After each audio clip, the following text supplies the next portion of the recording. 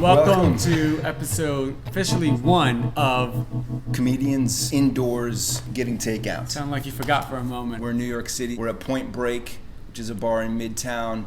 Amy Schumer used to work here as a bartender. Wow, she's a fantastic comedian. I'm a fan of hers. Yeah, great comedian. We love you, Amy. And we've got a guest today, Mike Schvenderman. How was your Christmas? Christmas was good. A lot of good memories this year. It was a lot of fun. How was yours? You know, there was drama, and we kind of worked it out. I made the crafts I made were these figurines. Yeah, I saw them. They were pretty disturbing. You think so? I don't know. My family loved them. The only thing about it was Where can we see them? You can see them on my Instagram account. I chose a noun and then an animal name. So it was like, news newt. And then I made like a newt, which is a lizard with a fedora and a pen. Okay. He's a news reporter. Do we have a guest? Fellow comedian? Mike Schvenderman. Hello. Welcome, man. How you guys doing? Good to see you. Yeah. Good to see you. Thanks for Mike. Yeah, Mike brought the fries up. Takeout? I forgot that you guys are more Jewish than me, so I got pork on the fries. Oh, it's fine, man. I mean, he's not even Ishmael. Oh no, I grew up Catholic. He's Catholic. Oh, really?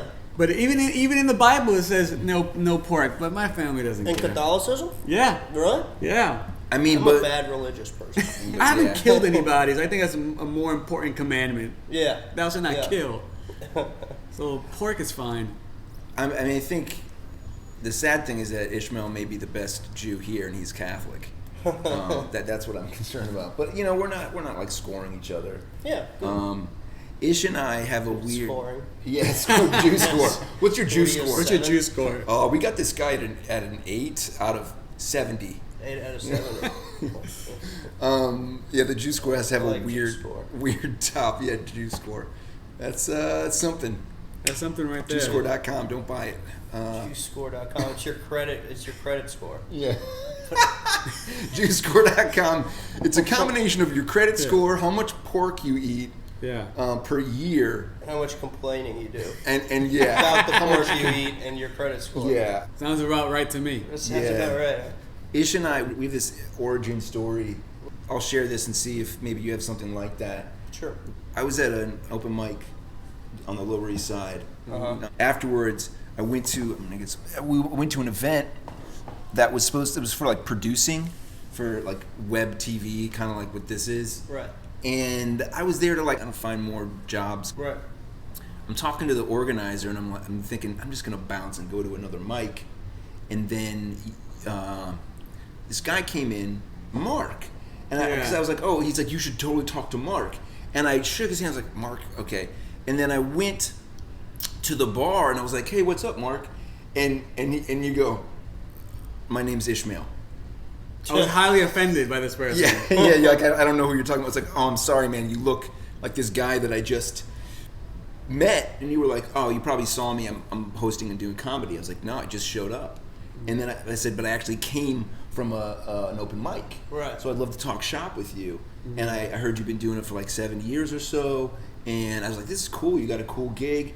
And then I saw you get up, and we talked for like half an hour, and just asked him a lot of questions, and I was actually psyched. We were kind of hitting it off. Yeah. You guys made out.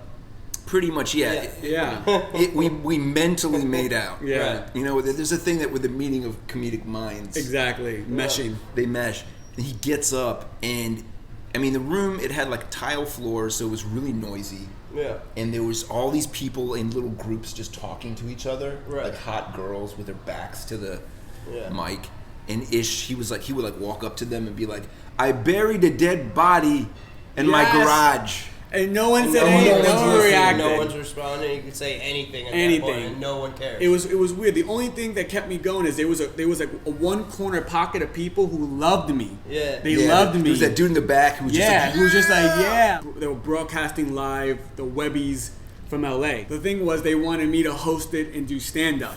Oh, they wanted me to do my act. I'm a solid comic. He's good. I crushes. Bombed. It was the worst. I brought my friend in, Brian John. He's a really funny comedian. Oh, he's great. He hated his existence when he was there. I told him 5 minutes. After 2, he said, are we still friends if I get off right now? And I Right. said, we are, but we need to Wow. stay on for one more minute. Well, But- that's the thing with stand-up, man. If you're not coming for stand-up, sometimes you just don't want to do that because it's such an engaging thing. You know, it's Yeah. not like music where you can kind of, it's in a background noise. Like, you have to be engaged. Yeah. You have So, to like- understand, I'm going to stay quiet now just to pay attention. And some people Yeah. weren't into that. I got frustrated and I said, hey, Kevin, I turned to him and said, hey, you want to do, Well, no. What you said was you were like dying up there. You're like, I'm dying up here, guys. Dying up here. Anybody else want to get Oh, up here? yeah, anyone else? And I raised my hand, and Ish, you looked over. You should see. This is your expression. You were like, "What's your name again?"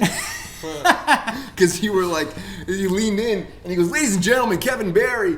And I get up there, and everybody turns around to look at me because they're all with this expression of, "Who's this schmuck?" As if they were even paying attention.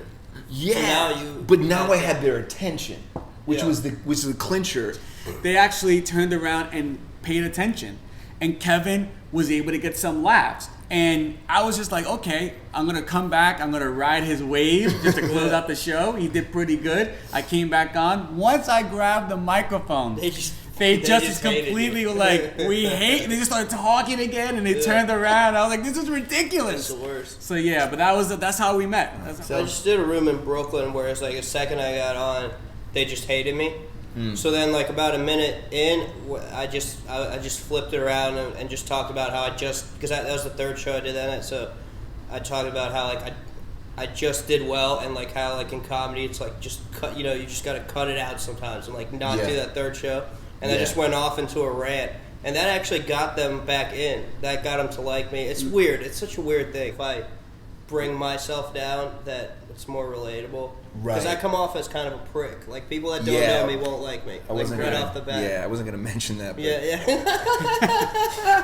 I'm like, I don't know. I guess my face looks pricky. I don't know what it is. But It's your sometimes eyebrows. It's So when you're in your act, you got to turn the comedy to kind of flip the predetermined notion that people probably get Yeah, the first time they even look at you. Besides meeting you, it's not about just going up and telling jokes. Which even for me, like it takes years to understand that. Cool, guys. Thank you for having me on. Yeah, it's been great. Yeah, to it have was you, man. awesome. This is episode 1. Yeah, episode please, 1. everybody, you can New watch Year's.